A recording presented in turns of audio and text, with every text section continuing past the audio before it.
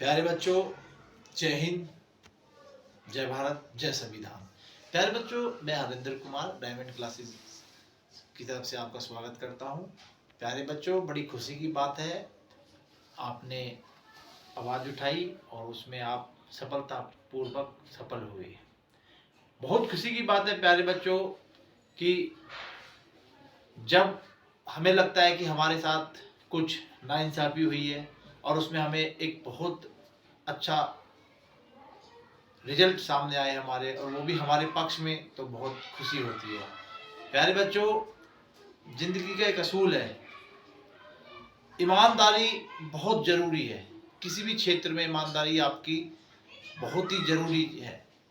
जैसे आप इतनी मेहनत कर रहे हो और खूब अच्छी तरह आप दिन रात मेहनत करके एग्ज़ाम दे रहे हो और वहाँ पर कोई बेईमानी हो जाए तो आपको बहुत ही दुख होगा, लेकिन ऐसी बात नहीं है। सच्चाई की सुनी जाती है और आपकी सुनी गई, और अब उत्तर प्रदेश कांस्टेबल का पेपर दोबारा होगा। प्यारे बच्चों, सफल होने का मूल मंत्र है आपके अंदर कंसिस्टेंसी होनी चाहिए, आपके अंदर डिग्निटी होनी चाहिए, आपके अंदर डिटर्मिनेशन होना चाहिए। आप इस परीक्षा में दोबारा बैठेंगे तो आप किस प्रकार की ऑब्जर्वेशन लेकर बैठेंगे? प्यारे बच्चों, मैं आपसे यही कहना चाहता हूं कि मेहनत करो, बहुत अच्छी मेहनत करो कि आपको अपने जीवन में पछताना ना पड़े, किसी प्रकार का आपको रोना ना पड़े। क्योंकि सफल होने का मकसद ये नहीं है कि आपने जो परीक्षा दी है आप उसमें सफल हो गए हैं। सफल होना यह भी है कि आप अपने जीवन में कितने सफल हैं, आपने किस लेवल पर अपने आप को दूसरे के सामने साबित किया। प्यारे बच्चों, किसी भी एग्जाम को सफल बनाने के लिए आपको उसके सिद्धांत, आपके उसके मूल राशियां ये समझनी होंगी। मैं बात कर रहा हूं कि अब मान लो आपकी 6 महीने में ये परीक्षा करा दी जाएगी, बहुत बड़े लेवल की परीक्षा है। प्यारे बच्चों, बहुत बड़ी परीक्षा है। आप किस प्रकार सब्जेक्टों को मजबूत करें, मेरा मकसद इस वीडियो को बनाने का यह है। प्यारे बच्चों, अक्सर देखा गया है कि जीएस का जो पोर्शन है वो काफी बड़ा है, बहुत विस्तृत है। इसको समझने के लिए आपको बहुत अध्ययन करना पड़ेगा, लेकिन बेसिक कॉन्सेप्ट क्या है? प्यारे बच्चों, मैं चलता हूं आपको लेके, जब आप 6ठी कक्षा में आए थे, 6th क्लास की कक्षा में जब आपने पढ़ना चालू किया तो आपकी जो माइंड की एबिलिटी यानी कैप्चर करने की एबिलिटी वो बढ़ने लगी। प्यारे बच्चों, मेरा उद्देश्य यह है कि जब आप अपनी 6th की क्लास को एक बार दोबारा दोहराएं, 7th की दोहराएं, 8th 9th 10th 12th, यानी 6 से लेके जो 12 तक की जो बुक्स हैं आपकी, चाहे वो फिजिक्स हो, केमिस्ट्री हो, बायोलॉजी हो, इकोनॉमिक्स हो, पॉलिटिक्स हो, या भारतीय इतिहास से संबंधित बुक हो, या मैथ हो, आप उनको पढ़ें। जब आप उन बुकों पर अपनी कमांड कर लोगे अच्छी तरह से, तो आपको खुद एहसास होगा कि आप एक सही दिशा में मार्गदर्शन हो रहे हैं, यानी आप की जो जनरल नॉलेज है वो बढ़ती जा रही है। और अगर मैं दूसरे वे से बताऊं मैं आपको कि एक बुक मैं लूसेंट के लिए आता हूं और मैं उससे तैयारी कर रहा हूं, तो तैयारी तो वो भी है, लेकिन उस लेवल तक आप नहीं पहुंच पा रहे हैं जिस लेवल पर आपका सिलेक्शन होना चाहिए। प्यारे बच्चों, मैं देखता हूं कि बच्चे पूरा पूरा दिन मैथ बनाने में, रीजनिंग बनाने में रह जाते हैं, समय बहुत कम है। तो जनरल नॉलेज हर पेपर में आ रही है, तो उसको मजबूत किस प्रकार किया जाए? तो इसका एक ही मूल सिद्धांत है, 6 से लेकर 12वीं तक की जितनी भी हमारी एनसीईआरटी है, जो भी तुम्हारा बोर्ड रहा है, चाहे आप उत्तर प्रदेश से रहे हो, चाहे राजस्थान बोर्ड हो, चाहे दिल्ली हो, एनसीईआरटी में चल रहा है, तो उनको पढ़ें, उन किताबों को बार बार पढ़ें। और प्यारे बच्चों, कंसिस्टेंसी बना कर रखो, डिग्निटी बना कर रखो, डिटर्मिनेशन बना कर रखो, डेडिकेटेड होकर पढ़ो, फुल होनेस्टी से पढ़ो, कहीं भी लापरवाही नहीं होनी चाहिए। अपनी पढ़ाई के प्रति बिल्कुल लापरवाही मत करो। जिस भी क्लास का एग्जाम दे रहे हो, चाहे वो 10th का हो, 12th का हो, या किसी भी ग्रेजुएशन का हो, या किसी भी परीक्षा का हो, जो है वो उत्तर प्रदेश का हो, चाहे वो यूपीपीसीएस हो, चाहे आरओ हो, चाहे वो यूपीएससी का हो, चाहे वो डीएसएसबी का हो, चाहे वो सीजीएल सीपीओ हो, किसी भी परीक्षा में कंसिस्टेंसी बनाकर रखो, उसे टूटने मत दो। चाहे कुछ भी हो जाए। और आप बच्चों, आपका एक ही मात्र काम दिया हुआ है आपके माता पिता ने कि आप पढ़ो, उसमें भी हम सफल नहीं हो पा रहे हैं। प्यारे बच्चों, वहां पर ना होने का एक ही रीजन है, आपकी अपनी कंसिस्टेंसी में कमी, आपकी अपनी ईमानदारी में कमी।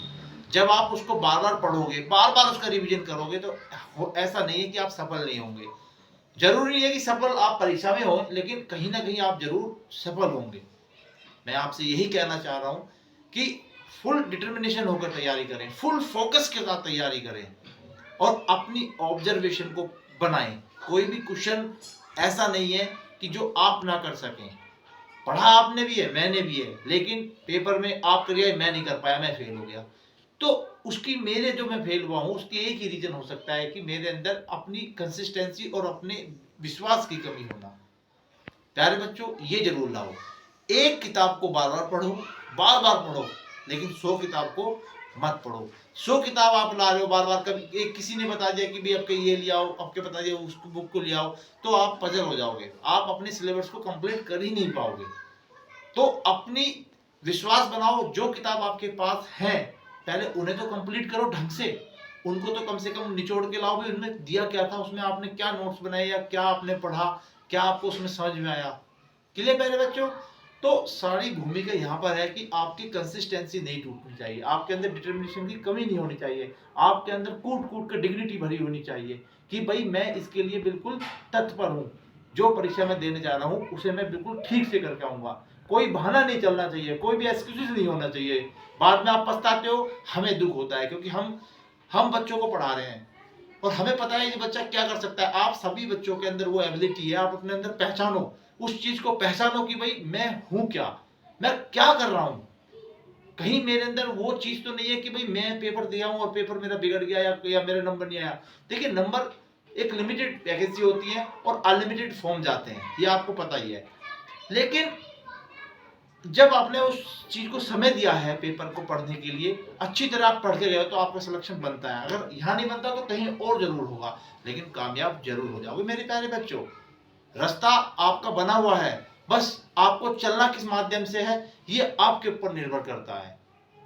ये बात मैं गलत नहीं कह रहा हूं प्यारे बच्चों। अक्सर देखा गया है कि जो व्यक्ति आईपीएस सेलेक्ट है, ठीक है, यूपीएससी में नेक्स्ट ईयर वो भरते हैं फॉर्म अपनी आईएएस बनने के लिए, अपनी रैंक सुधारने के लिए, तो वो सेलेक्ट नहीं हो पाते, वो प्रीलिम्स में फेल हो जाते हैं।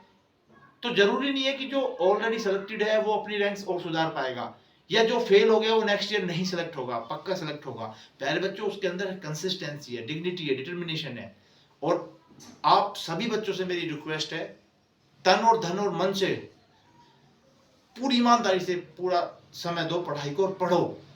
किताबें बाजार में बहुत हैं, बहुत किताबें हैं कि अब मैंने ये, कहीं आपको 2 सवाल अच्छे लगे, आपने वो तुरंत बुक ले ली, पढ़ी थी नहीं।